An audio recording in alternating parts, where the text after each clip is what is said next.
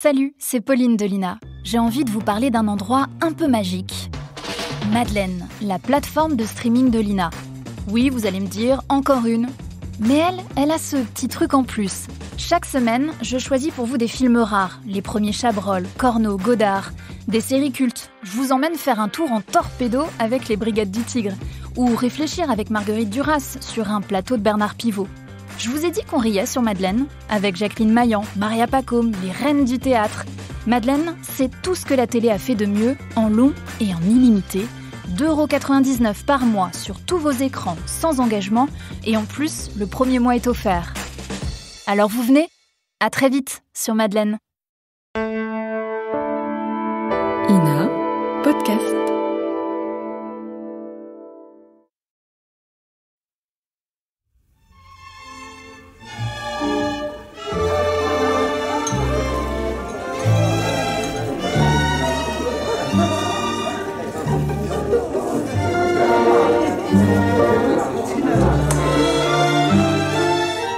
Qui dois-je annoncer, monsieur ? Arsène Lupin, gentleman cambrioleur.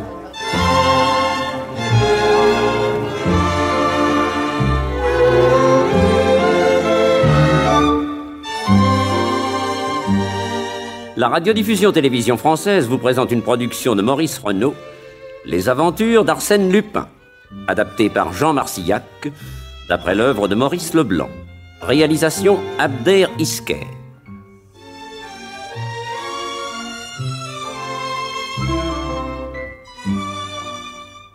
Aujourd'hui, le bouchon de cristal, 2e épisode. Bonsoir mes chers amis.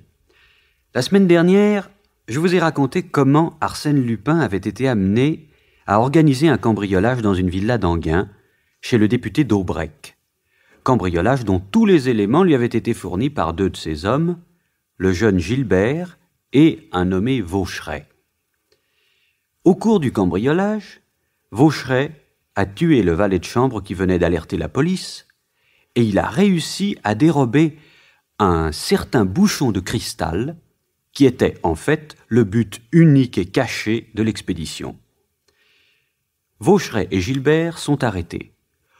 Au moment de suivre les policiers, Gilbert récupère le bouchon sur Vaucheray blessé et le confie à Arsène Lupin qui prend la fuite. Rentré chez lui, Lupin se couche, se demandant quelle valeur Gilbert et Vaucheray pouvaient bien attribuer à ce vulgaire morceau de cristal. Il le dépose sur sa table de nuit et s'endort. Le lendemain matin, le bouchon a disparu. Pourtant, personne n'a pu entrer dans la chambre qui était solidement barricadée. Lupin est fermement décidé à éclaircir ce mystère et à sauver Gilbert de la guillotine, car il a pour lui une grande affection et il le sait totalement innocent de l'assassinat d'Enghien. Persuadé que la clé de l'énigme se trouve du côté de d'Aubrec, premier propriétaire du fameux bouchon, Lupin se déguise en bourgeois et se rend square Lamartine pour observer de loin l'hôtel particulier du député qui, vers 7 heures du soir, sort de chez lui. Presque aussitôt, entre dans l'hôtel le secrétaire général de la préfecture de police, Praville, ennemi juré de d'Aubrec. Il est accompagné d'inspecteurs. Arsène Lupin se glisse à leur suite et il les voit fouiller systématiquement tous les tiroirs. Que cherche-t-il ? Le bouchon de cristal ? Ou un papier compromettant ? Un guetteur annonce le retour de d'Aubrec. Les policiers s'esquivent, mais Lupin, lui, va se dissimuler derrière un des rideaux du bureau, curieux de voir ce qui va se passer. D'Aubrec entre et fait venir sa concierge. Il ne lui cache pas qu'il la sait de connivence avec Praville, cet imbécile qui n'a pas su trouver ce qu'il cherchait, alors que la chose était à portée de sa main. Enfin, il écarte le rideau derrière lequel est caché Lupin, il le prend pour un policier demeuré dans la place et le met gentiment à la porte. Par prudence, Arsène Lupin va coucher dans un autre de ses nombreux domiciles, un petit rez-de-chaussée de la rue Chateaubriand, et là, son valet de chambre, Achille, lui apprend qu'une dame l'attend depuis 1 heure. Très étonné, il va au salon. La dame a disparu. Elle s'est enfuie par la fenêtre. Achille a déposé dans la chambre une lettre que Gilbert a réussi à lui faire parvenir du fond de sa prison. La lettre, elle aussi, a disparu. C'est certainement la visiteuse qui l'a dérobée. Mais comment ? Du salon, il lui était impossible de pénétrer dans la chambre, les deux pièces communiquant par une porte condamnée depuis longtemps. Soudain, Lupin s'aperçoit que le panneau inférieur de la porte a été récemment découpé et s'enlève comme un tableau de son cadre. Mais l'ouverture est trop étroite pour que la femme ait pu s'y glisser. Alors, Lupin téléphone à son précédent domicile, et sa vieille nounou, Victoire, lui confirme que c'est exactement le même procédé qui a été employé pour lui voler, la nuit dernière, le bouchon de cristal.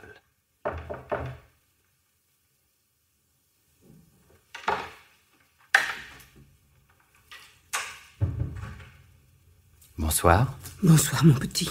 Vas-tu me dire enfin ce que nous sommes venus faire dans cette maison? Victoire, tu es un as. Un as. Tu n'as pas pitié de mes vieux jours. Et que veux-tu? Quand il me faut une personne d'apparence respectable, c'est tout de suite à toi que je pense. Oui, et tu me jettes une fois de plus dans la gueule du loup. Oui, ça te fait rire. Qu'est-ce que tu risques? Comment est-ce que je risque? Tous mes certificats sont faux. Et si M. Daubrec s'en aperçoit, s'il se renseigne... Mais il s'est renseigné. Qu'est-ce que tu dis? Il a téléphoné à l'intendant du comte Saulvat, chez qui, soi-disant, tu as eu l'honneur de servir. Oh, tu vois, je suis fichu. L'intendant n'a pas tari d'éloges sur toi. Lui? Il ne me connaît pas. Mais moi, je le connais. C'est moi qui l'ai fait placer chez le comte. Alors, tu comprends. Enfin, dans tout ça, qu'est-ce que tu attends de moi? Primo, te voilà devenue la cuisinière du député Daubrec. Et l'on t'a donné cette jolie petite chambre au 3e étage de son hôtel particulier. Très bien, n'en parlons plus. Secondo, cette nuit, une fois tout le monde couché, tu es redescendu pour cacher dans le lierre la clé de la grille, grâce à quoi je viens d'entrer ici comme dans un moulin. Tout se passe comme prévu, bravo. Tertio, eh bien tu vas me cacher et me coucher dans cette chambre aussi longtemps qu'il le faudra. Mais je n'ai qu'un lit. Je dormirai dans ce fauteuil et tu m'apporteras à manger 3 fois par jour. Mais qu'est-ce que tu veux faire dans cette maison? Chercher le bouchon de cristal. Et si tu ne le trouves pas? Alors Gilbert, le petit Gilbert que tu connais et que tu aimes bien, a beaucoup de chance d'y laisser sa tête. Mon Dieu! Tu n'as peut-être pas lu La Liberté de ce soir. L'affaire tourne mal. Vaucheray accuse Gilbert d'avoir frappé le domestique. Or, le couteau dont Vaucheray s'est servi appartenait à Gilbert. La preuve en a été faite ce matin. Et ce petit imbécile s'est mis à bafouiller. Il s'est lancé dans des explications fantaisistes qui achevèrent de le perdre. À tout prix, il faut que nous le sauvions. C'est bien. Je ferai tout ce que tu voudras. Dès lors, et durant plusieurs jours, Lupin modela sa vie sur celle de Daubrec. Aussitôt que le député quittait l'hôtel, il descendait, poursuivant ses investigations avec méthode, divisant chacune des pièces en secteurs qu'il n'abandonnait qu'après avoir fouillé les plus petits recoins. Victoire aussi cherchait, passant en revue avec Lupin tout ce qu'une imagination ingénieuse aurait pu choisir comme cachette, pieds de table, lames de parquet, cadres de glace, pendules, ourlets de rideaux, que sais-je encore. Et on surveillait les moindres gestes, les moindres regards du maître de maison qui semblait vivre au grand jour. Jamais une porte fermée, jamais une visite. L'après-midi, il allait à la chambre et le soir au cercle. C'était tout. Une fin d'après-midi, Victoire entra bouleversée dans sa chambre où méditait Lupin. Et qu'est-ce qui t'arrive? Je reviens de faire des commissions. Comme je sortais de chez la fruitière, un individu m'a abordé. Il voulait t'enlever? Non, il m'a remis une lettre. Oh, une déclaration d'amour? C'est pour votre patron qu'il m'a dit. Pour le vrai, celui qui habite votre chambre. Hein? Oui. Donne-moi ça. Monsieur Arsène Lupin au bon soin de Victoire. Ça, par exemple. Tout ce que vous faites est inutile et dangereux. Abandonnez la partie. Oh mon Dieu, on est flambé. En tout cas, voilà la preuve qu'entre Daubrec, la police et moi, il y a un 4e larron qui marche pour son compte, qui me connaît et qui lit clairement dans mon jeu. Mais qui cela peut-il être? Une nuit, il était environ 4 heures du matin, Lupin entendit un bruit insolite. Il descendit à pas de loup, et une demi-heure plus tard, il remontait, le visage décomposé. Enfin, te voilà. Quelle tête tu fais! Je viens d'assister à un spectacle ignoble. Quoi donc? En descendant, j'ai aperçu Daubrec qui allait ouvrir la grille du jardin. Il est revenu avec une femme voilée qui l'a fait entrer dans son bureau. Tu as entendu ce qu'ils se sont dit? Non, mais à travers la porte vitrée, j'ai tout vu, tout compris. Oh, dis vite. La femme a relevé son voile et j'ai eu tout de suite l'impression de l'avoir déjà rencontrée. Ou, je ne m'en souviens plus. Daubrec penchait son gros corps simiesque vers cette femme très belle et encore jeune sous ses cheveux gris et, visiblement, il lui dictait ses conditions. Elle faisait doucement non de la tête en pleurant avec, dans le regard, un désespoir qui aurait attendri tout autre que cette crapule. Et puis il est sorti. Alors, vivement, la femme a saisi le bouchon de cristal d'un flacon qui se trouvait sur un guéridon. Elle l'examina quelques secondes, puis le remit en place. Daubrec revenu, elle commença alors à le supplier, mais cette fois c'était lui qui disait non, éclatant d'un gros rire insolent, cruel. Elle blêmit et, saisissant un coupe-papier, elle bondit pour le frapper. En homme habitué à courir ces sortes de dangers, tu penses bien qu'il n'eut guère de peine à la maîtriser, et il la reconduisit jusqu'à la rue. Elle était sans force, un corps sans âme. C'est une histoire de chantage. Oui, sans aucun doute. Et les nuits suivantes, à la même heure, Arsène Lupin entendit les mêmes bruits insolites. Chaque fois, il descendit, et chaque fois, il assista impuissant à la honte des victimes de Daubrec. Ce fut d'abord le député Langeroux, président de la gauche indépendante et père d'une famille nombreuse. Après de vaines supplications, il dut cracher 30 000 francs. Le lendemain, ce fut De Chaumont, sénateur et ancien ministre. Et le surlendemain, le marquis d'Albufex, député bonapartiste, ancien chef du bureau politique du prince Napoléon. Entre lui et Daubrec, la scène fut terrible, au point que le marquis sortit son revolver. Mais Daubrec éclata de rire et lui dit quelques mots. Très pâle, l'autre remit l'arme dans sa poche. De toute évidence, la mort du maître chanteur eût provoqué la publication immédiate des dangereux documents qu'il avait entre les mains. Et le marquis étala sur le bureau 75 billets de 1000 francs. Le lendemain, vers 2 heures de l'après-midi, Victoire monta le déjeuner d'Arsène Lupin. Qu'est-ce que tu fais? Te voilà encore en train de réfléchir. Oui, je réfléchis que le temps passe et que le cas de Gilbert s'aggrave de jour en jour. Et j'en suis encore à me demander si, une fois démêlées les manœuvres de Daubrec, j'aurais pour cela les moyens de secourir le petit. Je viens d'entendre Daubrec téléphoner à une dame. Tu sais ce qu'il lui a dit? Non? Il lui a dit, entendu, ce soir nous prendrons une baignoire comme il y a 9 jours.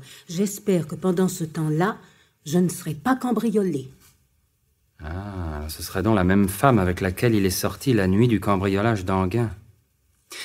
Bon, Victoire, je te quitte. Je passe rue Chateaubriand et ce soir, je ferai s'il le faut tous les théâtres de Paris, mais je saurai qui est cette femme. Rue Chateaubriand, Achille remit à son maître un télégramme. Merci, Achille. Ne venez pas au théâtre ce soir, votre intervention risque de tout perdre. Et ça continue. Achille. Oui, monsieur. Mon habit, ma cape, mes gants blancs. Ce soir, je vais au théâtre.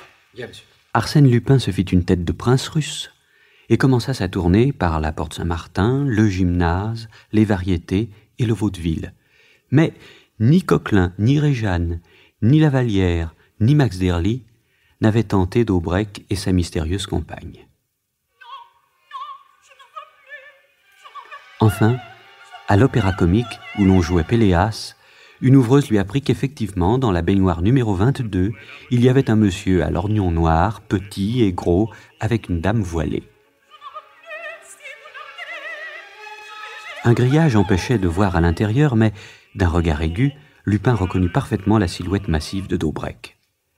Alors, il s'absenta quelques minutes, puis il revint avec un billet pour la baignoire 24, dans laquelle il s'installa. Peu après, un contrôleur vint frapper au numéro 22.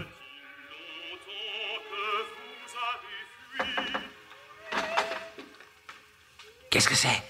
Monsieur le député de Daubrec, Hein? Comment savez-vous mon nom? par une personne qui vous demande au téléphone et qui m'a dit que je vous trouverais à la baignoire 22. Qui est-ce? Monsieur le marquis d'Albufex. Hein? Que dois-je répondre, monsieur? Je viens. Excusez-moi, ma chère amie. Il est parti. J'entre. Madame, je vais vous parler, c'est très important. Arsène Lupin. Comment vous me connaissez? Et malgré mon déguisement, vous me reconnaissez? Oh, je vous en supplie. Permettez-moi de relever votre voile. Non, je vous en supplie, permettez-le-moi. Mon Dieu, est-ce possible? C'est vous qui étiez dans le bureau de Daubrecq l'autre nuit. Vous avez voulu le tuer. Vous m'avez vu? Oui. Oh, il faut que je sache qui vous êtes. C'est pour le savoir que j'ai fait téléphoner à Daubrecq. Comment ce n'est pas le marquis d'Albufex? Non, mais un de mes hommes. Oh, écoutez-moi. Il faut que nous nous retrouvions. Il est votre ennemi, mais je vous sauverai. Pourquoi? Dans quel but? Non, ayez confiance en moi. Il faut que je vous voie dès demain. Hein? Dites-moi où je peux vous retrouver, je vous en supplie. Répondez-moi, l'autre va revenir, et il vaut mieux vraiment qu'il ne me trouve pas ici. Dites-moi votre nom. Voyons-nous d'abord, vous m'expliquerez. Ensuite, peut-être... Oui. Demain à 3 heures, au coin du boulevard. Oui, j'en suis sûr. Le truc du téléphone un peu démodé, hein, mon cher monsieur. Je n'étais pas à moitié en route que j'ai tourné bride. Ah, attention, si vous essayez de sortir, je vous casse la gueule. Alors, pas de gros mots, il y a une dame. Prince, qui sommes-nous, hein? Domestique à la préfecture, probablement. En sortant dehors, nous serons mieux pour causer. Du tout, nous sommes très bien ici. Et tu vas me... Alors, lâchez-moi. Oh, non, tu crânes plus. Voulez-vous me lâcher? Oh, alors tant pis. Excusez-moi, madame, j'ai horreur de ça. Et de ça. Enculé. Le crapule. Regarde, je pourrais t'étrangler comme un lapin. Pourquoi n'appelles-tu pas au secours? Faut-il que tu aies peur du scandale, hein? Il a son compte. Venez, madame. Mais où est-elle? Mais elle s'est enfuie. Madame! Madame!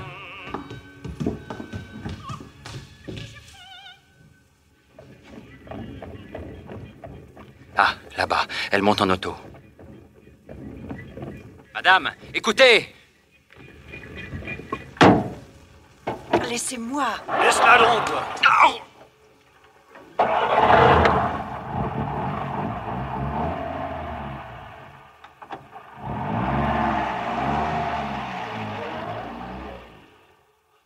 Monsieur est blessé? Hein? Non, Achille, non, des contusions seulement. Oui, pour des raisons graves, j'ai couru après une dame qui montait dans une auto. Et dans cette auto, il y avait 2 hommes, dont l'un m'a donné un coup de poing en pleine figure. Ces 2 hommes. Sais-tu qui c'était? Non. Grognard et Balu. Oh! Oui. Les 2 gars qui étaient avec Gilbert, Vaucheret et moi à Enghien. Quoi? 2 hommes à monsieur qui ont voulu assommer monsieur? Eh oui, 2 camarades de combat qui se retournent contre leur chef. Oh! Mais que faisait-il avec cette femme? Et pourquoi m'ont-ils empêché de lui parler? Tu vois, une énigme de plus. Qu'est-ce que c'est que ça? Le journal et une lettre pour monsieur. Ah, le journal, donne. L'affaire de la villa d'Enghien. Voyons. On a fini par découvrir la véritable identité de Vaucheret, un des assassins présumés du domestique Léonard. C'est un bandit de la pire espèce, un récidiviste et 2 fois sous un autre nom condamné par contumace pour assassinat. Nul doute qu'on ne finisse par découvrir également le vrai nom de son complice Gilbert. Le juge est résolu à envoyer l'affaire aux assises dans le plus bref délai possible. Monsieur, j'ai l'impression que cette lettre est de Gilbert. Oh, et tu ne le disais pas. Donne-la vite. Oui, ah bah oui, c'est son écriture, oui. Patron, au secours, j'ai peur. Sauvez-moi. Pauvre gosse. C'est vrai, tu le connais bien, toi aussi. Oh, c'est lui qui m'a présenté à monsieur. Il serait fait tuer pour monsieur. Ah, et puis j'aimais sa belle humeur, sa naïveté, sa franchise. Je lui disais souvent, d'ailleurs. Toi, Gilbert, tu es de la graine d'honnête homme. Qu'est-ce que tu fiches avec nous? Mais moi aussi, un jour, je lui ai dit. Et vous savez ce qu'il m'a répondu? Étant gamin, j'avais tout pour être honnête. Mais depuis, on m'en a fait passer le goût. On? Et qui on? Ah, ça. Ce que je sais, c'est qu'il est orphelin depuis son tout jeune âge et qu'il a vécu de droite et de gauche, changeant de nom, faisant toutes sortes de métiers. Tu vois, il y a un mystère dans la vie de ce petit. Et jamais il ne m'en a ouvert la bouche. Monsieur va le tirer de là, n'est-ce pas? Si les juges le traquent avec tant d'âpreté, c'est bien à cause de moi. Ils ont peur d'une évasion et ils se hâtent. Mais enfin, Gilbert a 20 ans, il n'a pas tué. J'en suis sûr, mais la preuve. Allons. Ne nous décourageons pas. Voyons. Grognard et Balu me trahissent, et je ne sais rien sur leur rapport avec la dame aux cheveux gris, ni sur l'espionnage dont je suis l'objet. Oui, le point de départ de tout cela m'échappe encore complètement, mais... Que monsieur se fie à son intuition. Vois-tu, en dehors de toute logique, je demeure persuadé que cette affaire tourne autour de ce bouchon de cristal. Alors, monsieur, en avant. Tu as raison. Allons-y. Sus au Daubrec. 3 jours plus tard, déguisé en petit rentier, Arsène Lupin se trouvait assis sur un banc de l'avenue Victor Hugo, assez loin du square Lamartine. Victoire devait, chaque matin, à la même heure, passer devant ce banc. Comme prévu, elle s'approcha, mais visiblement très agitée. Mais qu'y a-t-il? Il marche à côté de moi sans avoir l'air de rien. Tiens, voilà ce que tu cherches. Ah, le bouchon de cristal. Ah oui, c'est bien lui, oui, avec sa petite éraflure sur la tige, oui. Mets-le vite dans ta poche de ton par-dessus. Voilà, c'est fait. Où l'as-tu trouvé? Entrant chez l'épicier, il y a beaucoup de monde, on nous remarquera moins. Oui, tu as raison.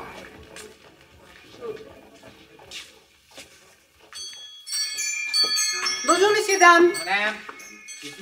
Alors, où as-tu trouvé ce bouchon? Dans la chambre de Daubrec, dans le tiroir de sa table de nuit.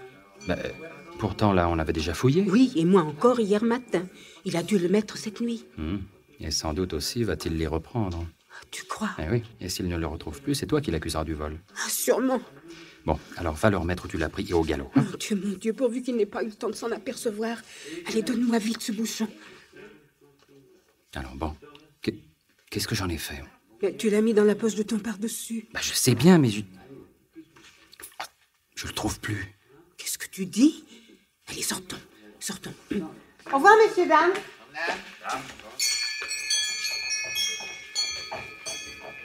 Non, j'ai beau faire toutes mes poches. Je ne trouve plus ce sacré bouchon. Enfin, tu l'as pas perdu tout de même. Écoute, étant donné que je l'avais mis dans la poche droite de mon par-dessus, oui, que je ne le trouve nulle part, et que je ne l'ai certainement pas perdu, il n'y a plus qu'une explication. On me l'a volé. Ne me dis pas ça. C'est plus un drame que nous jouons victoire. C'est une féerie. Comme les pilules du diable, le bouchon magique ou les mésaventures du pauvre Arsène. Mais qu'est-ce qui a pu se passer? C'est très simple. On t'a vu me remettre ce bouchon et l'on a profité de la bousculade chez l'épicier pour le cueillir au fond de ma poche. Alors ça prouve, tu vois, que nous sommes surveillés de très près et par des adversaires de premier ordre. Bon, tu n'avais rien d'autre à me dire? Oh, si. Des gens sont venus hier soir perquisitionner dans l'hôtel pendant que Daubrec était au cercle. Oui, c'est encore Praville et ses flics. Bon, maintenant, il est temps que tu rentres. Va vite et ce soir, mets la clé de la grille dans le feuillage. Je serai chez toi à 1h du matin. Comment? Tu veux encore venir t'installer dans ma chambre? Oui, plus que jamais. Parce que je sens que le moment ne va pas tarder où je vais me trouver face à face avec les autres. Quels autres? Ceux qui se paient ma tête. Mais je te garantis qu'à ce moment-là, je prendrai ma revanche. Et je te jure que ce sera moi le maître de la situation. Allez, sauve-toi et à cette nuit.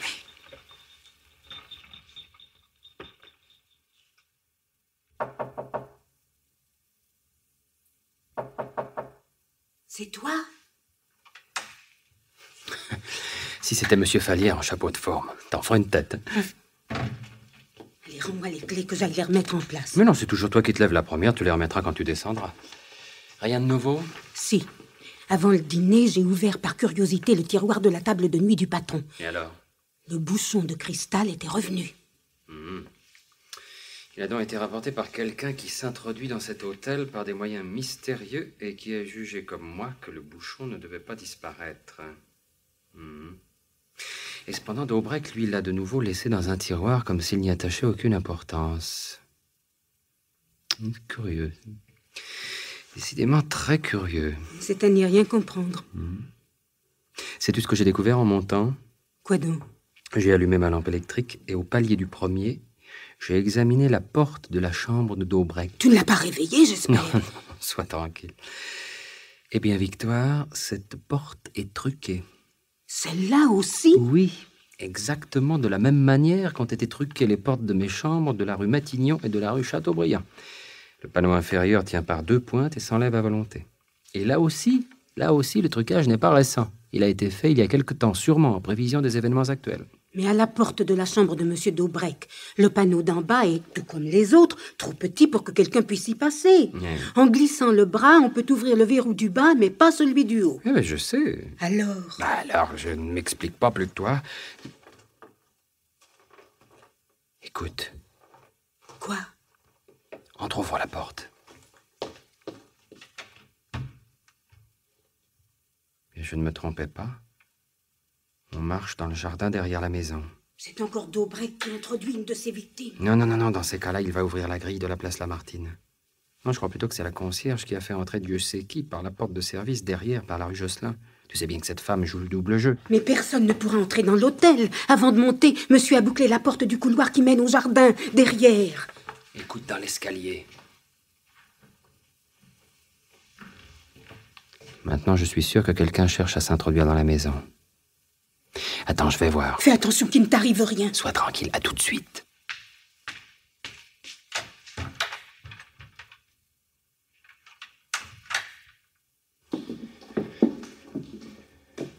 La porte de derrière est peut-être fermée, mais moi je suis sûr qu'on a réussi à entrer quand même. Attention, mon petit Lupin, ne fais pas de bruit et continue à descendre bien doucement jusqu'au palier du premier.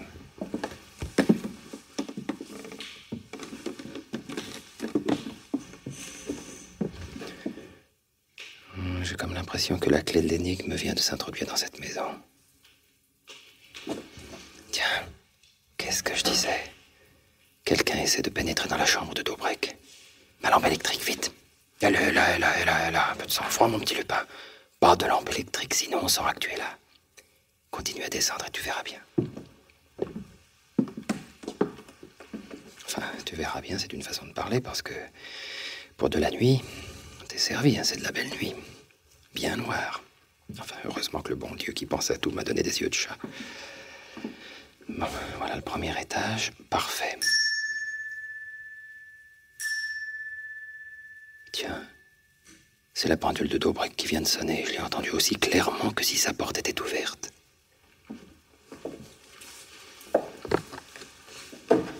Mais enfin, je ne me trompe pas, quoi. Cette porte est fermée, bien fermée. Je la sens sous mes doigts. Oh, bon Dieu. Le panneau du bas est enlevé. Quelqu'un est entré par là. Mais qui? Un singe dressé? Oh, j'y crois pas beaucoup. Oh, mais... ma parole, mais... voilà quelque chose qui est en train de ressortir par le trou. Mais qu'est-ce que ça peut bien être? Tant pis, je saute dessus. Oh, qu'est-ce que c'est que ça? Oh, ça alors. Chut, n'aie pas peur, je te ferai pas de mal. Allez hop, on remonte chez Victoire. Oh non, mais qu'est-ce qui peut être lourd, cet animal?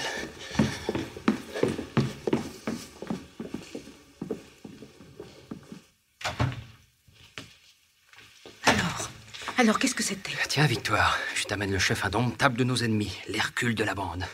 T'as un biberon? Oh, un gosse. N'aie pas peur, mon chéri. Ses mains sont froides comme des glaçons. Mais qu'est-ce qu'il peut bien avoir? 7 ans, tout au plus. Mais non, fiston, on ne te fera pas de mal. Le monsieur n'est pas méchant. Pas pour 2 sous, mon bonhomme. Seulement, il y a au premier un monsieur qui, lui, est très méchant et qui va finir par se réveiller si on continue à faire du boucan comme ça à la porte de derrière. Qui c'est? Ceux qui ont amené ce gosse pour le faire travailler, pardi. Ils sont certains qu'il lui est arrivé quelque chose et ils veulent le récupérer. Dame, ça se comprend. Seulement moi, je fiche le camp tout de suite avec le môme. J'ai les clés de la porte du devant, ça tombe bien. Qu'est-ce que tu vas faire? Où vas-tu? Rue de Châteaubriand, passe-moi cette couverture que j'enveloppe le gosse pour qu'il ait pas froid. Tiens. Merci. Là, voilà. Je file. À bientôt. Bientôt.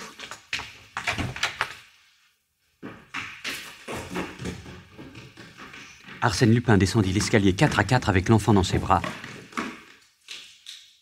et sortit. Un peu plus loin, avenue Victor Hugo, il y avait un taxi que Lupin supposa retenu par la bande. D'autorité, comme s'il eût été un des complices, il sauta dedans et se fit conduire chez lui à toute vitesse.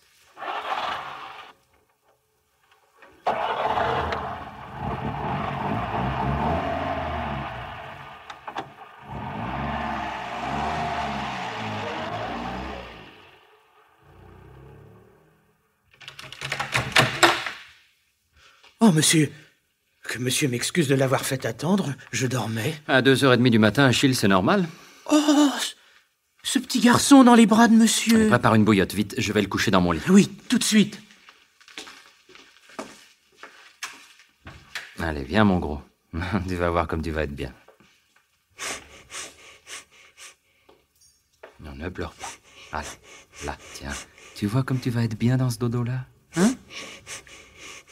Là. Maman, je veux maman. Mais ne t'inquiète pas, elle va venir, j'en suis sûr. Mais... Maman. Sais-tu, mon bonhomme, que tu ressembles comme 2 gouttes d'eau à une certaine dame aux cheveux gris que je connais? Oh, mais oui, tu es aussi beau qu'elle et à te voir, ce que je devine ne me surprend plus. Mais c'est vrai. Mais tout s'enchaîne. Tiens, écoute. Tu vois, c'est ta maman qui vient te chercher. Chut, ne bouge pas.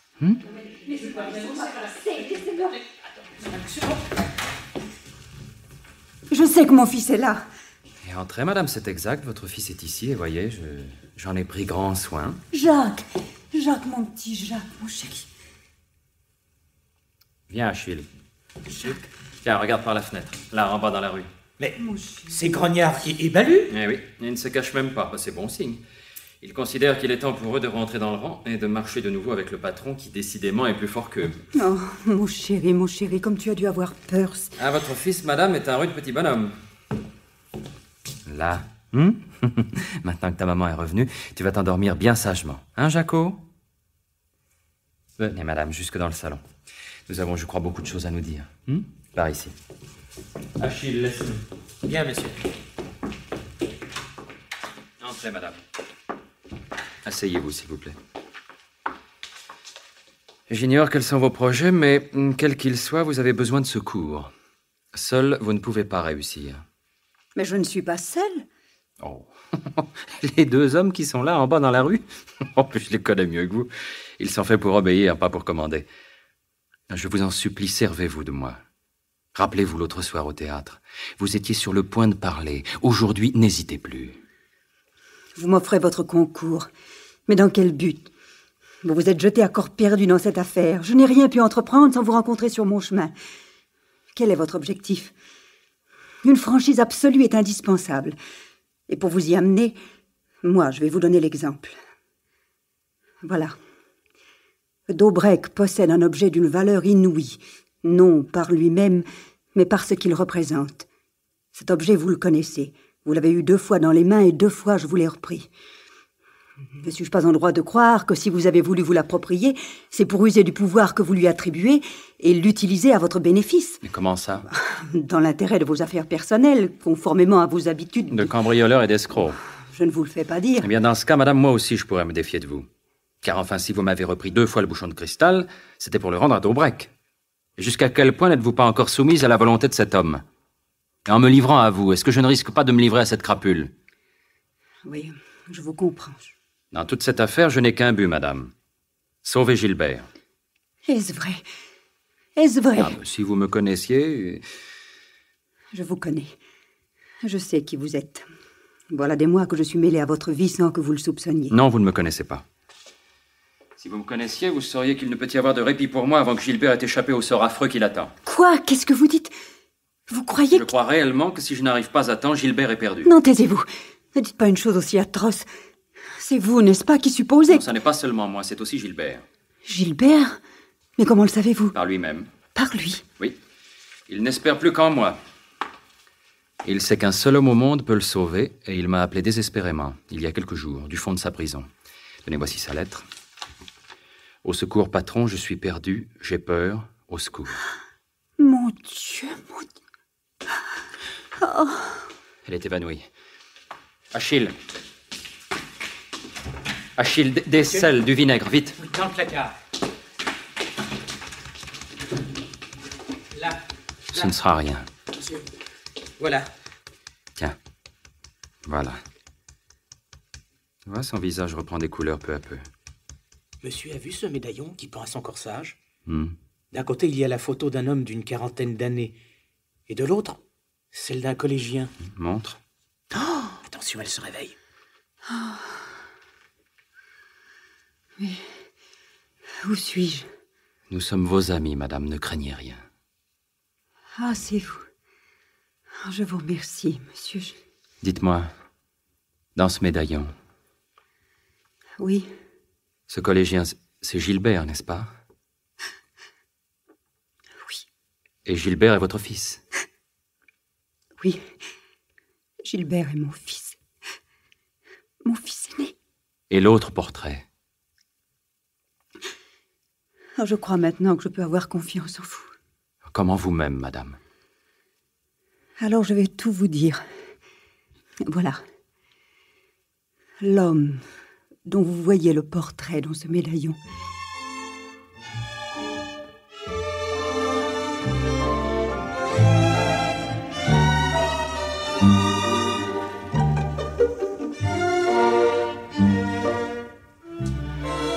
Dans la série Les aventures d'Arsène Lupin, vous venez d'entendre, adapté par Jean Marcillac, d'après le roman de Maurice Leblanc, Le bouchon de cristal, 2e épisode.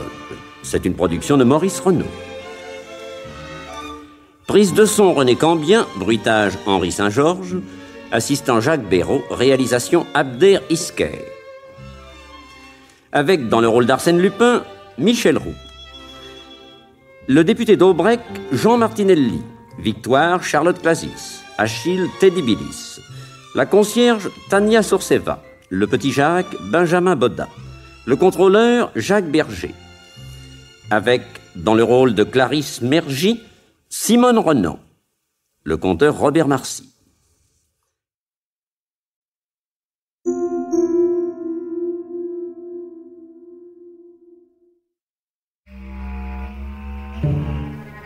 Marie Bénard a-t-elle empoisonné à l'arsenic son mari et 12 autres membres de sa famille? Voilà ce que vont tenter d'éclaircir avocats, enquêteurs, jurés, experts et contre-experts au cours d'une affaire qui passionne la France de 1952 à 1961. Pas moins de 3 procès seront nécessaires pour parvenir à juger celle que tout le monde surnomme alors l'empoisonneuse de Loudun. À travers les chroniques judiciaires de Frédéric Potcher, la star de la profession à l'époque, le podcast Les Archives du crime vous fera éprouver, à votre tour, les tourments de la justice dans l'une des plus fameuses énigmes d'empoisonnement du XXe siècle. L'affaire Marie Bénard est à retrouver chaque jeudi à midi dans le podcast Les Archives du crime sur toutes les plateformes d'écoute et sur podcast.ina.fr.